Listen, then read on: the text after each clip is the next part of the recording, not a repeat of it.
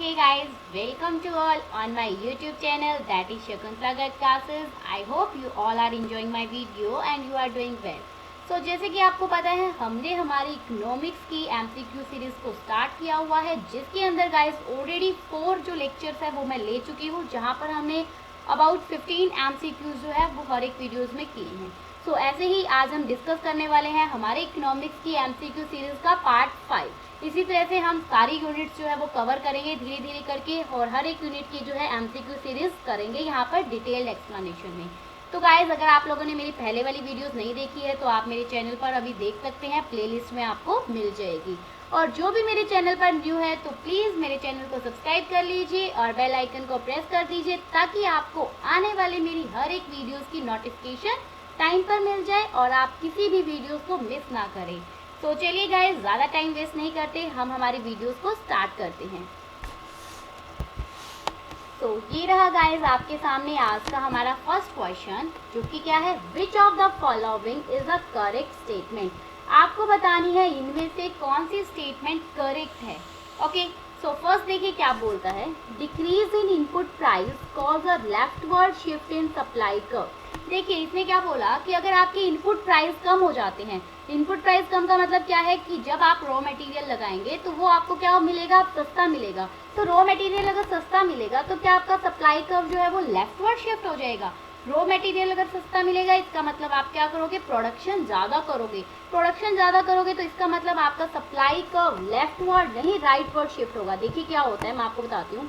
ये हमारा है ग्राफ जहाँ पर ये हमारा डिमांड कर्व होता है, ये हमारा सप्लाई कर्व। ओके जब सप्लाई कर्व अगर बढ़ता है तो वो क्या होगा, वो हमारा इधर राइटवर्ड शिफ्ट करेगा, ये हमारा राइटवर्ड शिफ्ट करेगा। लेकिन अगर सप्लाई कर्व हमारा कम होता है तो वो हमारा क्या करेगा, लेफ्टवर्ड शिफ्ट करेगा। सिमिलरली हमारा डिमांड कर्व अगर बढ़ता है तो वो अपवर्ड जाता है और अगर कम होता है तो हमारा वो बैकवर्ड आता है। ठीक है, तो यही सिचुएशन हमारी इसमें होती है। तो अब अगर सप्लाई कर्व बढ़ेगा तो इसका मतलब वो क्या होगा, वो लेफ्टवर्ड शिफ्ट नहीं होगा, वो तो हमारा फिर राइटवर्ड शिफ्ट होगा ना। तो यहाँ पर ये स्टेटमेंट क्या है, ये आपकी स्टेटमेंट रॉन्ग है। नेक्स्ट क्या कहता है, demand for a commodity is inversely related to the price of its substitute. किसी कमोडिटी का जो डिमांड है वो क्या इनवर्सली रिलेटेड है। इनवर्सली का मतलब अपोजिट रिलेटेड है किससे, उसके सब्स्टिट्यूट के प्राइस से। तो अब आप एक बात बताइए, मैंने अपने लास्ट वीडियो में भी आपको बताया था कि जो सब्स्टिट्यूट गुड्स है उनके अंदर जो रिलेशन है वो कैसा होता है, उनके अंदर रिलेशन आपका पॉजिटिव रिलेशन रहता है। पॉजिटिव का मतलब क्या है, जैसे ही अगर मान लीजिए टी और कॉफ़ी की अगर हम बात करते हैं, अगर टी का प्राइस बढ़ेगा ना तो उसके साथ साथ कॉफ़ी की डिमांड बढ़ जाएगी। इसका मतलब इन दोनों के बीच में रिलेशन कैसा है, आपका पॉजिटिव रिलेशन है। तो यहाँ पर तो ये क्या बोल रहा है, यहाँ पर तो इसने नेगेटिव रिलेशन बोला, तो इसका मतलब ये क्या है, ये स्टेटमेंट भी हमारी रॉन्ग है। देन आती है हमारी नेक्स्ट स्टेटमेंट, ये क्या बोलती है, desire for a commodity backed by ability and willingness to pay is demanded. इसका मतलब क्या है कि अगर आप कमोडिटी जो है, कोई भी कमोडिटी अगर आप परचेज करते हो तो उसके लिए अगर आप चाहते हो उसको परचेज करना, आपके पास एबिलिटी भी है परचेज करने की और आप उसे परचेज भी कर लेते हो, तो क्या ये डिमांड है, यस ये डिमांड होगी। मैंने अपनी एक वीडियो में पहले आपको नीड, वांट और डिमांड इन तीनों के बारे में बताया है कि ये तीनों सेम नहीं होती। मोस्ट ऑफ स्टूडेंट के माइंड में रहता है कि जो हमारे हम जो चाहते हैं, हमारी जो विश है वही हमारी डिमांड है, बट नो। क्या होता है देखो, मान लीजिए आप लोग कुछ चाहते हो, ठीक है, आपने कुछ भी चाहिए, आपने बोला मुझे भूख लगी है, ठीक है, या आप लोग कुछ भी चाहते हो, लाइक मैं बोलती हूँ कि मेरे पास ना आईफोन होना चाहिए, तो वो क्या है, वो मेरी विश है जस्ट कि मैं क्या है वो चीज़ चाहती हूँ, बट मेरे पास उसको खरीदने के लिए पैसे ही नहीं है, तो वो क्या मेरी डिमांड थोड़ी ना हुई, वो तो जस्ट मेरा एक ड्रीम है कि यस मुझे आईफोन चाहिए। ठीक है, सेकेंडली क्या होती है कि आप जो है चाहते हो वो चीज़, लाइक मैंने बोला मुझे आईफोन चाहिए, मेरे पास पैसे भी है उसको खरीदने के लिए, ठीक है, बट मैं ना अभी उस पर लगाना नहीं चाहती। मैं क्या सोचती हूँ कि आईफोन भी वही काम करता है, ठीक है, हमें क्या चाहिए, हमें स्मार्टफोन में क्या चीज़ चाहिए, कैमरा अच्छा हो, अच्छा स्टोरेज हो, उसका सब कुछ, ठीक है। तो मैं ये सोचती हूँ कि इतने पैसे आईफोन पे लगाने की बजाय क्यों ना मैं अपना दूसरा स्मार्टफोन ले लूँ। तो मतलब मैं अभी उस पैसे को आईफोन पे खर्च नहीं करना चाहती, तो वो आपकी क्या बन जाएगी, वो आपकी डिमांड नहीं बनेगी उस टाइम पर, जस्ट वो आपकी क्या है कि यस आपकी वो वांट बन गई। पहले वाली आपकी डिज़ायर थी, फिर अब आपकी ये वांट बन गई। अब इसके बाद में अगर मैं चाहती भी हूँ आईफोन खरीदना, मेरे पास पैसे भी है और मैं फाइनली उस पैसे को आईफोन पे लगाना भी चाहती हूँ तो वो मेरी डिमांड बन जाएगी। तो ये चीज़ें नॉर्मल आपको पता भी होगी, तो इसलिए ये स्टेटमेंट आपकी करेक्ट है। फिर क्या आती है नेक्स्ट स्टेटमेंट, जो कि क्या बोलती है, when income increase demand for essential goods increase more than proportionally. एक बात देखिए, अगर मैं बोलूँ आपकी इनकम बढ़ गई, ठीक है, इनकम बढ़ेगी तो आपकी डिमांड बढ़ेगी। नॉर्मल सी बात है, अगर आप पहले आप 10 रुपये कमा रहे थे, अब आप 20 रुपये कमाओगे तो आप ज़्यादा खर्च करोगे, अब आपकी डिमांड तो बढ़ेगी। लेकिन अगर मैं ये बोलूँ कि आपने कमाए तो है 10 रुपये, ठीक है, आपकी इनकम जो है वो 10 रुपीज़ इंक्रीज हुई है, तो क्या आप 20 रुपीज़ लगा दोगे? मतलब जितनी आपकी इनकम हुई, क्या आप उससे ज़्यादा डिमांड कर सकते हो? यहाँ पर क्या बात लिखी हुई है, यहाँ पर आपको यही तो लिखा है ना, more than proportionately. More than का मतलब क्या है, जब आप ज़्यादा लगाते हो तो ज़्यादा नहीं लगा सकते ना। असेंशियल गुड्स है, फर्स्टली क्या है यहाँ पर, असेंशियल गुड्स है। असेंशियल गुड्स क्या होती है, जो आपके लिए ज़रूरी होती हैं, ठीक है। तो ज़रूरी गुड्स तो ठीक है, हम उसे खरीदना तो चाहेंगे, लेकिन हम इतना नहीं खरीदना चाहेंगे कि हमारी इनकम है नहीं और हम उस पर खर्च करते चले जाएं। तो इसीलिए ये स्टेटमेंट भी आपकी क्या हो जाएगी, ये स्टेटमेंट आपकी रॉन्ग हो जाएगी। तो इसका करेक्ट आंसर क्या होगा, ऑप्शन नंबर सी जो है वो इसका करेक्ट आंसर होगा। Clear to everyone? चले नेक्स्ट क्वेश्चन पर। तो next question on your screen, reason for change in demand are increase और डिक्रीज। अब देखिए क्या है, यहाँ पर आपको बोला है कि चेंज इन डिमांड, आपकी जब डिमांड चेंज होती है, मतलब जब आपकी डिमांड इंक्रीज या डिक्रीज होती है, उसके क्या कारण है। पहले तो आपको मैंने जो अपनी लास्ट वीडियो में एक बात बताई थी, change in demand and change in quantity demanded, there are two things, और ये दोनों ही डिफरेंट है, इनको कभी सेम मत लेना। अगर मैं बोलती हूँ गाइस चेंज इन डिमांड, देखो एक तो क्या होता है, लाइक ये आपका क्या है, डिमांड कर्व, ओके।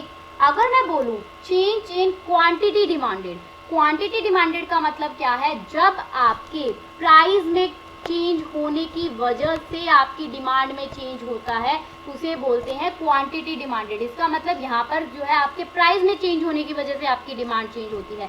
जबकि एक क्या होता है, आपकी चेंज इन डिमांड, इसमें क्या है कि आपके अदर फैक्टर्स जो आते हैं, अदर फैक्टर्स कौन कौन से गाइस, लाइक जो हमने अजम्पशंस ली थी ना कि कस्टमर क्या है, उसकी इनकम सेम रहेगी, टेस्ट एंड प्रेफरेंस सेम रहेगा, फ्यूचर की एक्सपेक्टेशन सेम रहेगी, वो सारे अगर फैक्टर्स चेंज हो जाते हैं तो उसकी वजह से जो हमारी डिमांड में चेंज होता है वो कहलाता है चेंज इन डिमांड। इतना समझ में आया। चेंज इन क्वांटिटी डिमांडेड की अगर हम बात करते हैं तो आपकी पिक्चर में आता है मूवमेंट ऑफ डिमांड कर्व। आपकी पिक्चर में क्या आएगा, मूवमेंट जो कि कैसे होती रहती है, अप एंड डाउन। एक ही डिमांड कर्व पे अप एंड डाउन मूवमेंट होती रहती है, उसे कहते हैं मूवमेंट ऑफ डिमांड कर्व। और चेंज इन डिमांड में क्या है कि जब आपकी डिमांड कर्व ही क्या हो जाती है, शिफ्ट हो जाती है। शिफ्ट का मतलब ये आपकी डिमांड कर्व है और ये यहाँ पर शिफ्ट हो जाती है, या तो फॉरवर्ड या बैकवर्ड शिफ्ट हो जाती है, तो उसे हम बोलेंगे चेंज इन डिमांड। यहाँ पर आपका इंक्रीज इन डिमांड और डिक्रीज इन डिमांड पिक्चर में आता है, और यहाँ पर आपका मूवमेंट जो है, मूवमेंट की वजह से क्या आएगा, आपका एक्सटेंशन और कॉन्ट्रैक्शन जो है वो पिक्चर में आता है। तो अब बताइए, जब आपकी चेंज इन डिमांड, वैसे मैं इसको थोड़ा और एक्सप्लेन कर लेती हूँ। ये देखिए यहाँ पर, ये है आपकी मूवमेंट, ये है आपका शिफ्ट। मूवमेंट किस वजह से होती है, जब आपके कमोडिटी के प्राइस में चेंज होता है। शिफ्ट किस वजह से होती है, जब आपके कमोडिटी में प्राइस की बजाय अदर फैक्टर्स में चेंजेस होता है तो आपकी डिमांड का शिफ्ट कर जाएगी। मूवमेंट में होता है गाइस आपका एक्सटेंशन और कॉन्ट्रैक्शन, और शिफ्ट में होती है आपकी इंक्रीज और डिक्रीज। Clear to everyone? तो बस इतना ही था। अब इसमें देखिए, अब अगर आपकी डिमांड कर्व इंक्रीज और डिक्रीज हो रही है, इंक्रीज या डिक्रीज होगी तो किस वजह से होती है, अदर फैक्टर्स की वजह से। और अदर फैक्टर में क्या क्या आते हैं आपके, कस्टमर का इनकम चेंज हो गया, पॉपुलेशन में चेंज हो गया, फैशन एंड कस्टम चेंज हो गया। तो इसका करेक्ट आंसर आपका क्या होगा, option number D, that is all of the above. Clear to everyone? तो इसका करेक्ट आंसर क्या है आपका, option number D. Next question on your screen, demand curve of a normal goods is, एक normal good जो है उसका demand curve कैसा होगा बताना है आपको। नॉर्मल गुड आपको पता है ना क्या होती है, जो हम नॉर्मल कंज्यूम करते हैं, क्या वो graphical presentation of law of demand. तो पहले तो बताइए, नॉर्मल जो गुड्स है उसका डिमांड कर्व बनता कैसे है। नॉर्मल गुड का डिमांड कर्व आपका यही होता है, जो आपका लॉ ऑफ डिमांड बनता है उसी को ग्राफिकली रिप्रेजेंट किया जाता है नॉर्मल गुड्स के केस में। नेक्स्ट पॉइंट क्या बोलता है, क्या ये स्लॉप डाउनवर्ड होता है? यस मैम, ये स्लॉप डाउनवर्ड होता है। नेक्स्ट क्या बोलता है, ये आपको रिलेशनशिप बताता है प्राइस और डिमांड के बीच में। यस ऑब्वियसली, यहाँ पर आपकी प्राइस होती है, यहाँ पर आपकी डिमांड होती है, इनके बीच में रिलेशन बताता है। लाइक अगर प्राइस इतना है तो डिमांड इतनी है, अगर आपका प्राइस इंक्रीज हुआ तो आपकी डिमांड कम हुई, तो ये क्या है, इनके बीच में रिलेशन बताता है। तो इसका करेक्ट आंसर क्या होगा, option number D, that is all of the above. अब अगर मान लीजिए मैं यहाँ नॉर्मल गुड्स की जगह अगर आपको बोलूँ इंफीरियर गुड्स है, तो इंफीरियर गुड्स के केस में आपका कैसा बनेगा डिमांड का? फिर अगर मैं बोलूँ गिवन गुड्स है तो उनके केस में क्या होगा कि डिमांड का आपका अलग बनेगा। अगर सब्स्टिट्यूट गुड्स की भी बात लेते हैं, अब लाइक देखिए आपकी सब्स्टिट्यूट गुड्स में क्या होती है, यहाँ पर मान लीजिए टी ली मैंने, यहाँ पर लिया मैंने कॉफी, ठीक है। अब अगर ये डिमांड का आपका बनेगा ऐसे, ठीक है, अपवर्ड स्लोपिंग। क्यों? क्योंकि मान लीजिए अगर मैं टी इतनी परचेज कर रही हूँ, टी का प्राइस अगर इतना है तो आपकी जो कॉफ़ी की डिमांड कितनी है, इतनी। अब अगर टी का प्राइस बढ़ गया तो देखिए कॉफ़ी की डिमांड भी तो बढ़ रही है ना, इसका मतलब इनके बीच में कैसा रिलेशन है, पॉजिटिव रिलेशन है। तो ये आपके सब्स्टिट्यूट गुड्स का एग्जांपल है, तो उसका डिमांड का कैसा बनेगा, उसका डिमांड वर्ड अपवर्ड स्लोपिंग बनेगा, जबकि नॉर्मल गुड्स के केस के अंदर आपका जो डिमांड कर्व है वो डाउनवर्ड स्लोपिंग बनेगा। तो इसका करेक्ट आंसर होगा आपका option number D, that is all of the above. Clear to everyone? किसी को कोई डाउट इस क्वेश्चन में? चलें आगे।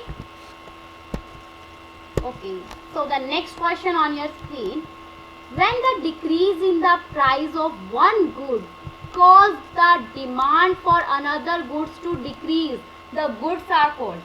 अगर एक गुड्स का प्राइस कम हो जाता है, उसकी वजह से दूसरी गुड्स की डिमांड कम हो जाती है, तो उसे बताइए कौन सी गुड्स बोलेंगे। यहाँ पर देखो आपको क्या बोल रहा है, एक का प्राइस अगर कम हो रहा है ना, सॉरी, तो कम हो रहा है, ये रहा, एक का अगर प्राइस कम हो रहा है तो दूसरी का डिमांड कम हो रही है। इसका मतलब इन ये दोनों क्या है, पॉजिटिव रिलेशन है। और पॉजिटिव रिलेशन कौन सी गुड्स में होती है, आपके सब्स्टिट्यूट गुड्स के अंदर पॉजिटिव रिलेशन आपको देखने को मिलता है। क्योंकि अगर यहाँ पर टी का प्राइस, जस्ट अ मिनट, हाँ, अगर यहाँ पर टी का प्राइस कम हुआ तो ऑब्वियसली टी की डिमांड बढ़ेगी, लेकिन कॉफ़ी की डिमांड तो कम हो जाएगी ना। तो सब्स्टिट्यूट गुड्स के केस में ऐसा होता है, जबकि कॉम्प्लीमेंट्री के अंदर क्या होते हैं, आपका अपोजिट रिलेशन होता है, ठीक है। नॉर्मल में भी अपोजिट और इंफीरियर में भी अपोजिट, एज यू नो, लेकिन सब्स्टिट्यूट में क्या है, पॉजिटिव रिलेशन रहता है। Clear to everyone? तो इसका करेक्ट आंसर आपका क्या होगा, ऑप्शन नंबर डी। अब यहाँ पर देखिए सब्स्टिट्यूट गुड्स का जो डायग्राम मैं आपको पीछे ऑलरेडी बता चुकी हूँ वही यहाँ पर है। देखिए ये सब्स्टिट्यूट गुड्स है, यहाँ पर हमने एक्स कमोडिटी का प्राइस लिया, यहाँ पर हमने वाई कमोडिटी की डिमांड ली। तो अगर एक्स का प्राइस इतना है तो दूसरे की डिमांड इतनी है। अगर एक्स का प्राइस इंक्रीज हुआ, ये देखिए इंक्रीज हुआ, तो इसका मतलब दूसरी जो कमोडिटी उसकी डिमांड क्या हो गई, इंक्रीज हो गई। और ये जो इस टाइम पर जो आपकी, फिर अगर हम इलास्टिसिटी की बात करते हैं, वो आपकी क्या होती है, ग्रेटर देन जीरो होती है। क्लियर? तो मतलब ये आपका क्या बन जाएगा, आपका डिमांड कर्व जो है वो क्या है, अपवर्ड स्लोपिंग हो जाएगा बजाय कि डाउनवर्ड स्लोपिंग के। Clear to everyone? So the next question on your screen, consider the following statement. हमें ये सारी स्टेटमेंट देखनी है और हमें बताना है कि इनमें से कौन सी स्टेटमेंट करेक्ट होगी। फर्स्ट वन क्या बोलता है, decrease in demand is caused by change in factor other than own price of commodity। अगर डिमांड डिक्रीज हो रही है, डिक्रीज का मतलब चेंज इन डिमांड, और चेंज इन डिमांड में दो पार्ट थे, इंक्रीज और डिक्रीज।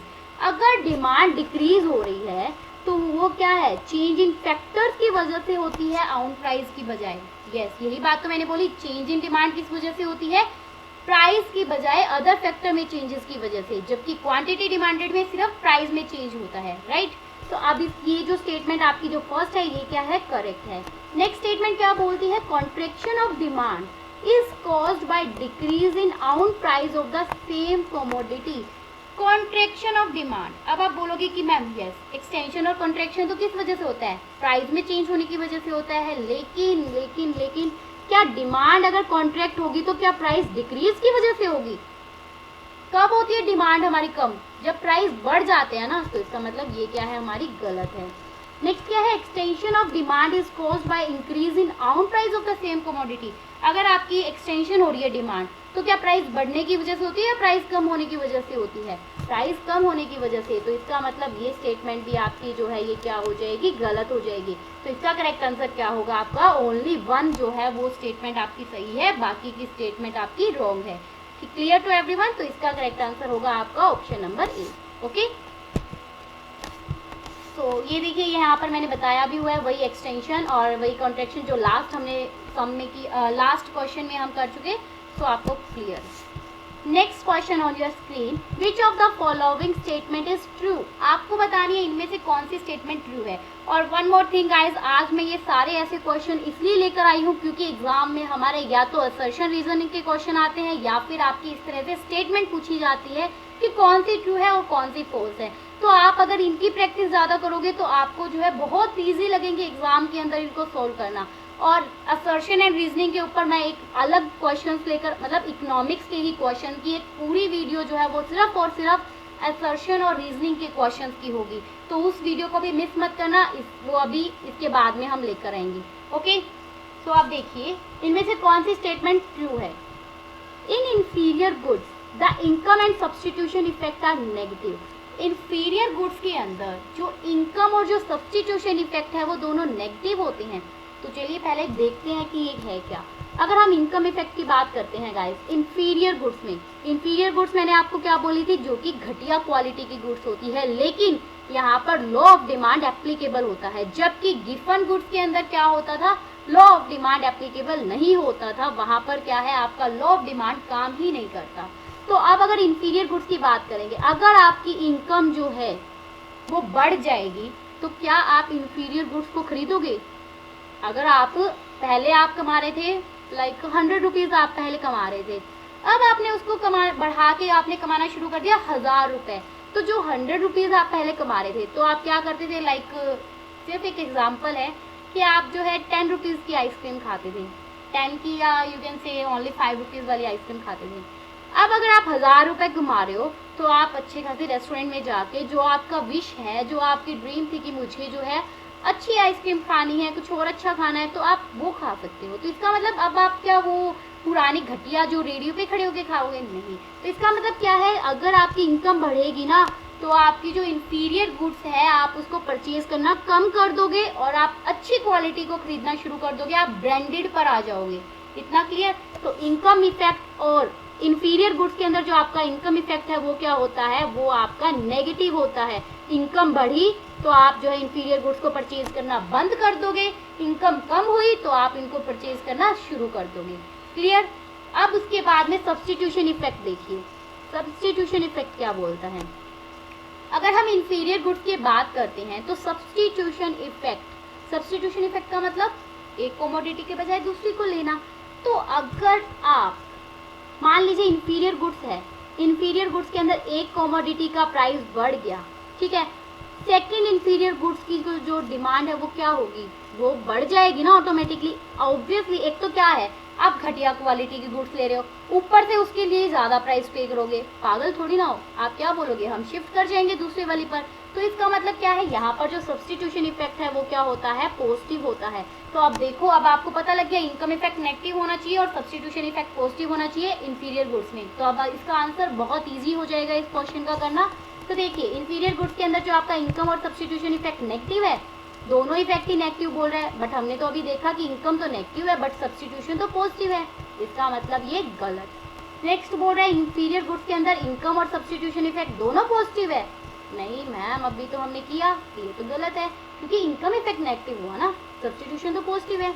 उसके बाद में बोल रहा है कि in case of inferior goods income effect is negative, also the substitution effect is positive. Income effect तो नेगेटिव है बट सब्स्टिट्यूशन इफेक्ट पॉजिटिव है। यस इट्स ट्रू, यही तो हमने ऊपर लिखा है, इनकम नेगेटिव होगी, सब्स्टिट्यूशन पॉजिटिव होगा। फिर क्या है, in case of inferior goods, inferior goods के केस में income effect is positive, income effect positive है, ये तो काफ़ी गलत हो गया, इनकम इफेक्ट तो नेगेटिव होगा, तो इसका मतलब ये भी गलत। तो इसका करेक्ट आंसर क्या होगा आपका, option number C. I hope guys ये ऐसे करना बहुत इजी रह जाता है, अगर आप एक स्टेटमेंट को अच्छे से समझ लेते हो ना, उसके बाद वाली तो बहुत इजी हो जाती है समझना। अब आगे देखिए, ऐसे ही थोड़ा सा मैं आपको और डिटेल में थोड़ा सा बता देती हूँ।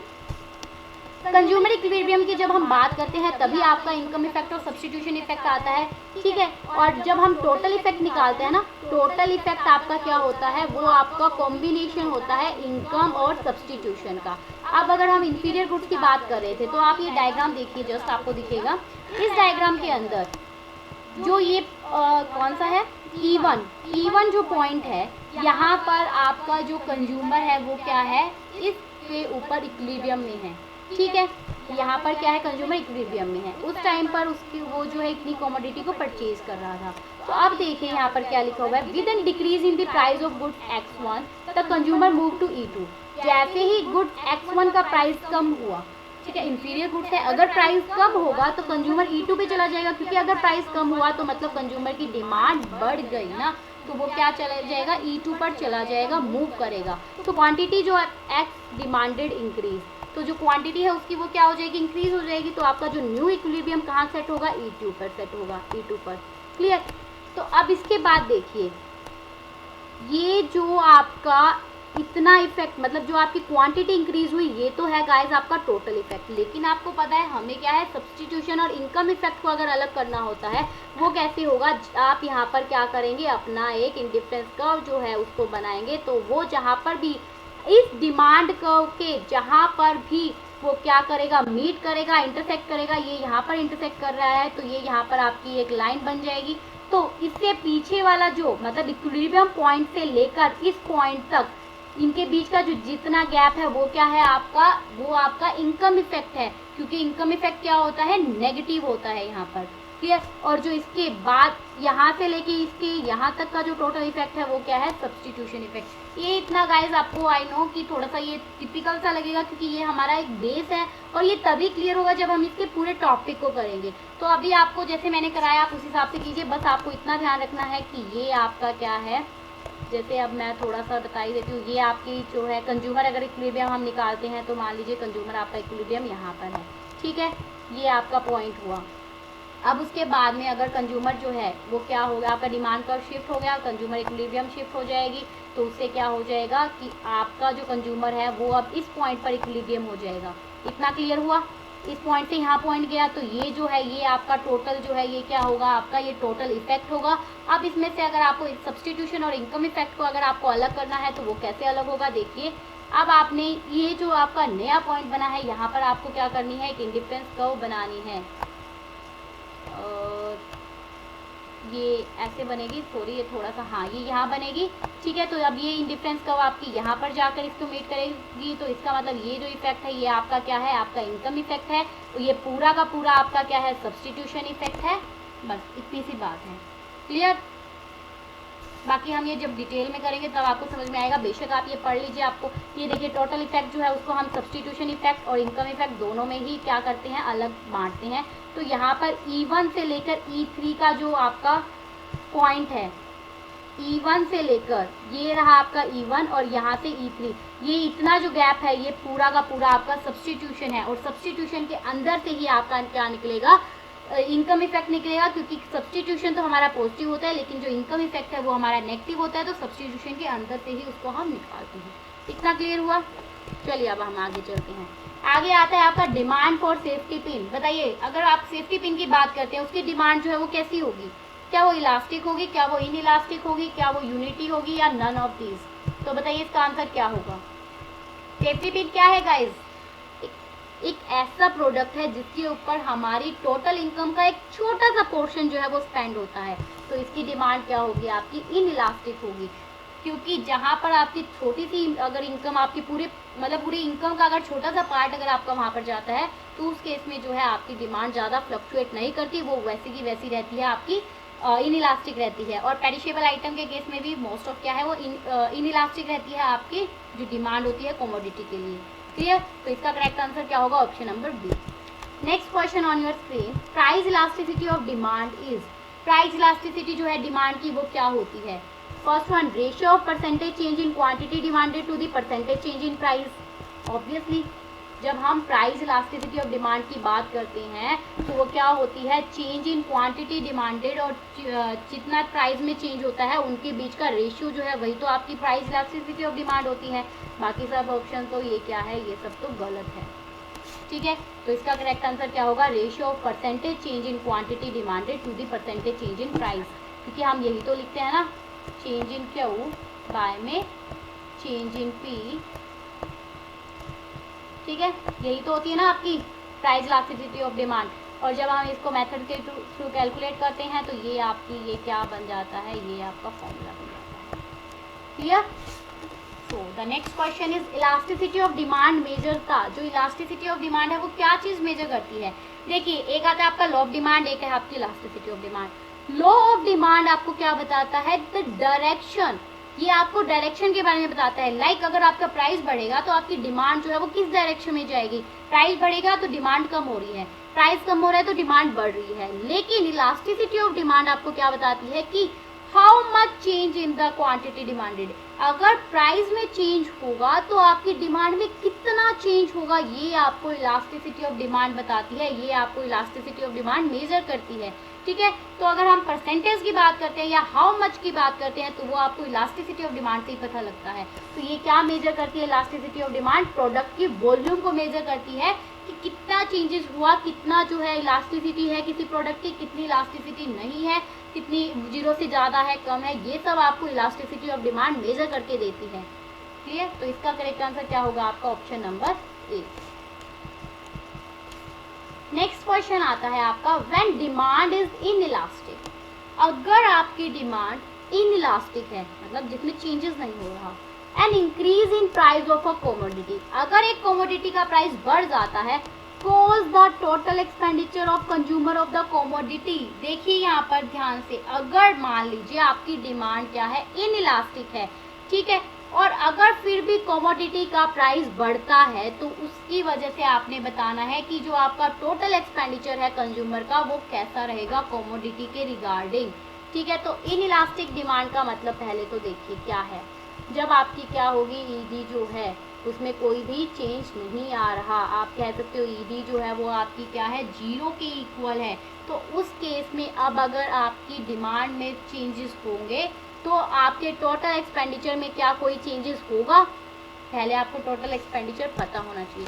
देखिए, प्राइस इलास्टिसिटी जब आप निकालते हैं तो आपके पास टोटल 5 मेथड आते हैं निकालने के, प्रोपोर्शनेट मेथड, ठीक है, और टोटल एक्सपेंडिचर मेथड जिसको हम टोटल आउटले मेथड भी बोलते हैं, arc method, point elasticity method, revenue method, ये 5 मेथड आपके पास होते हैं।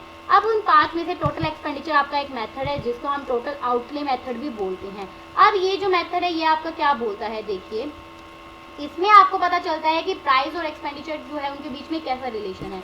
देखिए, मान लीजिए अब इस पॉइंट पर पहले आपका प्राइस इतना था तो आपकी जो कमोडिटी की जो एक्सपेंडिचर जो आप कर रहे हो इतना, फिर अगर आपका प्राइस क्या हुआ, आपका प्राइस जब कम हो गया तो आपका एक्सपेंडिचर बढ़ गया, वो भी देखिए प्राइस कम कितना हुआ, ओनली 1 यूनिट, लेकिन आपका जो एक्सपेंडिचर है वो कितना डबल इंक्रीज हो रहा है, तो इसका मतलब इस स्टेज पर क्या है, आपकी इलास्टिसिटी जो है वो ग्रेटर देन 1 है, आपकी इलास्टिसिटी क्या है, ग्रेटर देन 1 है। ठीक है, फिर उसके बाद में क्या है कि अगर मान लीजिए फिर से आपका प्राइस क्या हुआ, कम हुआ, और आपका एक्सपेंडिचर भी देखिए कितना, जितना प्राइस कम हुआ आपका एक्सपेंडिचर जो है वो क्या हो रहा है, उतना बढ़ रहा है। तो उस केस में मतलब उतना नहीं बढ़ रहा कि थोड़ा सा क्या है, उससे थोड़ा ज़्यादा बढ़ रहा है, इसका मतलब यहाँ पर जो है आपकी वो डिक्लाइन होना शुरू हो गई है। ठीक है, अब उसके बाद में अगर फिर भी आपका प्राइस अगर क्या होता है, कम होता है, तो आपका एक्सपेंडिचर फिर भी उतना ही रहता है, तो इस केस में आपका एक्सपेंडिचर क्या है, कांस्टेंट है, मतलब उसके अंदर कोई भी चेंज नहीं आ रहा। प्राइस में डिक्रीज होने की वजह से भी आपकी जो डिमांड है वो इनइलास्टिक है, उसमें कोई भी चेंजेस नहीं आ रहा, तो इसका मतलब इसका करेक्ट आंसर क्या होगा, option number C, that is remain unchange, कि आपका टोटल एक्सपेंडिचर जो है उसमें कोई भी फर्क देखने को नहीं मिलेगा, वो आपका अनचेंज ही रहेगा। ठीक है, तो अगर प्राइस बढ़ेगा किसी भी कमोडिटी का तो आप जो है अपने एक्सपेंडिचर को क्या रखोगे, कांस्टेंट रखोगे, उसमें कोई भी चेंजेस नहीं करोगे। तो C is the correct answer of this question. चले गाइस नेक्स्ट क्वेश्चन पर। तो ये रहा आपके सामने आपका next question, demand for electricity is elastic because, electricity के लिए जो डिमांड है वो इलास्टिक होती है, क्यों? इलास्टिक का मतलब क्या होता है, जो कि आपकी चेंज होती रहती है, एकदम से अगर प्राइस में कुछ चेंज किया तो आपकी डिमांड चेंज हो जाएगी, ऐसा क्यों? क्योंकि बताइए, क्या ये एक्सपेंसिव होती है या ये इसका अल्टरनेटिव यूजेस है? अगर देखो एक्सपेंसिव होगी तो इसका मतलब फिर तो क्या है, इलास्टिक होगी नहीं। अगर एक्सपेंसिव होगी आपकी इलेक्ट्रिसिटी की, अगर एक्सपेंसिव है तो उसके लिए जो डिमांड है वो इलास्टिक क्या, फिर वो तो जीरो ही चली जाएगी। It has alternative uses, it has number of cross substitute या नन ऑफ द अबव। तो इसका करेक्ट आंसर होगा गाइस आपका इट हैज़ अल्टरनेटिव सोर्सेज। क्यों, देखिए मान लीजिए अब इलेक्ट्रिसिटी है, कितने कामों के लिए आती है। आप इलेक्ट्रिसिटी से बल्ब ऑन करते हो, फैन ऑन करते हो, लाइट्स ऑन करते हो, एसी चलाते हो, कूलर, फ्रीज, प्रेस, मतलब बहुत सारी चीज़ों में आपकी इलेक्ट्रिसिटी यूज होती है। अगर इलेक्ट्रिसिटी का प्राइस बढ़ जाएगा तो आप क्या करोगे, आप यूजेस कम कर दोगे। लाइक जहाँ पर आप पहले एसी चलाते थे, आप एसी बंद करके क्या करोगे, आप ओनली फैन ऑन करोगे। जहाँ पर आपका फ्रिज पूरा पूरा दिन चलता रहता था, आप उसको क्या करोगे, बंद कर दोगे। तो इसका मतलब क्या है, जो इलेक्ट्रिसिटी है उसकी डिमांड इलास्टिक होती है क्योंकि उसके अल्टरनेटिव यूजेस है, उसके बहुत सारे यूजेस है। तो इस वजह से क्या है, उसकी डिमांड बहुत ज़्यादा इलास्टिक रहती है। क्लियर? तो इसका करेक्ट आंसर क्या होगा, option number B. Next question on your screen, percentage change in quantity demanded of good X by में percentage change in price of good Y. तो बताइए ये फॉर्मूला किसका इंडिकेट करता है, कौन सी इलास्टिसिटी है ये? आपने पढ़ा है ना, 3 तरह की इलास्टिसिटी होती है, price elasticity, income elasticity and cross elasticity. तो ये किसका फॉर्मूला होता है, ये आपका क्रॉस प्राइस इलास्टिसिटी जो ऑफ डिमांड का फॉर्मूला होता है। क्योंकि यहाँ पर क्या है, एक कमोडिटी के प्राइस में चेंज होने की वजह से दूसरी कमोडिटी के डिमांड में कितना चेंज है, इन दोनों के रिलेशन को हम लेकर चलते हैं। तो इसका करेक्ट आंसर आपका ऑप्शन नंबर ए होगा। अभी देखिए यहाँ पर मैंने आपको इसको थोड़ा डिटेल में बताया, इसका फॉर्मूला क्या होता है, जैसे हम हमारे परसेंटेज के अंदर फॉर्मूला लगाते हैं, percentage change in quantity demanded to the percentage change in price, वहाँ पर एक कमोडिटी होती है, यहाँ पर बस आपको क्या करना है, quantity demanded of good x और प्राइस ऑफ गुड वाई। ठीक है, उसको फिर हम कैसे लिख सकते हैं, चेंज इन, अब देखो percentage change in quantity demanded को हम कैसे लिख सकते हैं, change in quantity demanded by में ओरिजिनल क्वांटिटी मल्टीप्लाई में 100 और चेंज इन प्राइस बाय में ओरिजिनल प्राइस मल्टीप्लाई में 100। ये तो सबको आई थिंक पता होगा कैसे इसको हम निकालते हैं, कैसे इसको बनाते होते हैं स्टेटमेंट को। अब चेंज इन क्वांटिटी डिमांडेड को हम कैसे लिखते हैं, change in Q X by में क्यू एक्स और change in Q Y by में क्यू वाई, 100 से 100 कैंसिल। तो अब change in Q X Q Y, अब ये यहाँ डिवाइड में है तो ये यहाँ पर क्या होगा, मल्टीप्लाई में चला जाएगा, तो ये क्या हो जाएगी, इसकी अपोजिट टर्म हो जाएगी, change in quantity demanded by में क्वांटिटी डिमांडेड मल्टीप्लाई में प्राइस बाय में चेंज इन प्राइस। तो अब इसको फिर आप जब दोबारा से इसको क्या करोगे, इसको चेंज करोगे तो आपकी फिर ये क्या बन जाएगी, price of commodity Y by में, price of commodity Y by में क्या है, यहाँ पर डिमांड होगा आपका कमोडिटी वाई का और फिर चेंज इन कमोडिटी एक्स और change in commodity Y. Yes, तो ये क्या हो जाएगा, आपका पूरा एक फॉर्मूला बन जाएगा। सेम वही फॉर्मूला होता है, बस यहाँ पर आपको क्या करना है, गुड एक्स और गुड वाई लेनी है, एक्स की डिमांड और वाई का प्राइस। ठीक है, तो ये बस आपको ये फॉर्मुलेट करके दिया हुआ है। और अब जो है गाइज एक जो नया फॉर्मूला आया है उसके अंदर आपका जो प्राइस, ओरिजिनल प्राइस लेते थे, ओरिजिनल क्वांटिटी लेते थे, उसकी जगह अब हम PM और QM लेते हैं। इसका मतलब मिनिमम प्राइस और मिनिमम क्वांटिटी लेते हैं। इसका मतलब जो आपका फॉर्मूला है, change in quantity demanded by में चेंज इन प्राइस मल्टीप्लाई में प्राइस बाय में क्वांटिटी, यही है। तो यहाँ पर प्राइस की जगह यहाँ पर मिनिमम प्राइस लिया जाता है और क्वांटिटी की जगह मिनिमम क्वांटिटी ली जाती है, बस इतना आपका फर्क है ये न्यू फॉर्मूले। ओके, आई नो गाइज आप लोगों को ये अच्छा नहीं लगेगा, ये हैंड राइटिंग एंड ऑल की मैम क्या लिखती रहती है, समझ ही नहीं आता, बट मेरी मजबूरी है, जब तक मेरा टैब नहीं आ जाती तो थोड़ा मैनेज कर लेना। Okay, so the next question is put this concept in chronological order of their development. आपको अब ये कॉन्सेप्ट जो है क्रोनोलॉजिकल ऑर्डर में बनाने हैं इनकी डेवलपमेंट के अकॉर्डिंग, कि पहले कौन सा कॉन्सेप्ट आया, फिर कौन सा, फिर कौन सा एंड फिर कौन सा। देखिए आप जो है जब भी इकोनॉमिक्स पढ़ते हैं आप एक सिस्टमेटिक वे से सब कुछ पढ़ते हैं ना। लाइक सबसे पहले हम क्या पढ़ते हैं, law of demand, law of demand के बाद में हम क्या पढ़ते हैं, कार्डिनल यूटिलिटी, उसके बाद में ऑर्डिनल यूटिलिटी, फिर उसके बाद में रिवर्स प्रेफरेंस थ्योरी आती है, देन आपकी जो है फिर प्रोडक्शन फंक्शन आता है। इस तरह से हम एक सिस्टम से चलते हैं। तो यहाँ पर सबसे पहले जो है कॉन्सेप्ट हम क्या पढ़ते हैं, सबसे पहले आता है आपका लॉ ऑफ डिमांड। ठीक है, लॉ ऑफ डिमांड के बाद मैंने बोला आप कार्डिनल यूटिलिटी पढ़ते हो। कार्डिनल यूटिलिटी जो कि मार्शल ने दी थी, उसके अंदर हम क्या पढ़ते हैं, law of diminishing marginal utility को पढ़ते हैं। Law of diminishing marginal utility क्या कहता था, जैसे जैसे आप एक कमोडिटी की को ज़्यादा कंज्यूम करते चले जाओगे, वैसे वैसे हर एक कमोडिटी से मिलने वाली जो मार्जिनल यूटिलिटी है वो आपकी कम होती चली जाएगी। ठीक है, law of diminishing marginal utility के बाद में आप क्या पढ़ते हो, ऑर्डिनल यूटिलिटी एनालिसिस। ऑर्डिनल क्या होती है, जो कि आपकी हिक्स ने दी थी, जहां पर आप रैंक को कंसीडर करते हो। उसके अंदर हम पढ़ते हैं क्या, इंडिफरेंस कर्व के उसके अंदर हम पढ़ते हैं हमारे लॉ ऑफ इंडिफरेंस के बारे में, देन हम पढ़ते हैं इंडिफरेंस कर्व के बारे में, एंड देन हम पढ़ते हैं रिवेल्ड प्रेफरेंस थ्योरी के बारे में। ठीक है, तो इसका करेक्ट आंसर क्या होगा, 1 3 2 5 4। देखिए, पहले law of demand, then law of diminishing marginal utility, then law of indifference, then indifference curve, और देन आपका revealed preference theory. Revealed preference theory मैं आपको बता देती हूँ कि कुछ एक पर्सन ने नहीं सुनी होगी। तो रिवेल्ड प्रेफरेंस थ्योरी क्या है, ये आपकी प्रोफेसर सैमुअल्सन ने दी थी, और ये जो थ्योरी है ये क्या कहती है कि आप एक कोमोडिटी की बजाय दूसरी कोमोडिटी को जो प्रेफरेंस देते हो, तो वो क्यों देते हो। मोस्ट ऑफ टाइम क्या होता है, अगर आपको मान लीजिए दो कोमोडिटी आपको सामने दे दी, दोनों सेम है दिखने में, दोनों का प्राइस सेम है, दोनों से आपको टेस्ट सेम मिलेगा, सब कुछ सेम है, लेकिन आप फिर भी एक को सेलेक्ट करते हो दूसरे की बजाय, तो क्यों करते हो, ये हम सब रिवेल्ड प्रेफरेंस थ्योरी में पढ़ते हैं कि मतलब आप एक को ज़्यादा प्रेफरेंस देते हो in comparison to other. For example, अगर आप टीचर्स की बात करते हो, देखो दो टीचर आपके सामने अगर खड़े कर दे, दोनों के पास सेम क्वालिफिकेशन है, दोनों के पास सेम नॉलेज है, दोनों के पास अगर हम बोले कि कंटेंट सेम है, लेकिन फिर भी आप अगर एक को सेलेक्ट करोगे दोनों में से, तो वो क्या है, वो आपकी रिवेल्ड प्रेफरेंस थ्योरी आ जाती है। ठीक है, तो क्लियर हुआ, ये थे आपके ऑप्शन नंबर सी जो है इसका करेक्ट आंसर होगा। फिर आता है आपका next question, demand for a product would be more inelastic.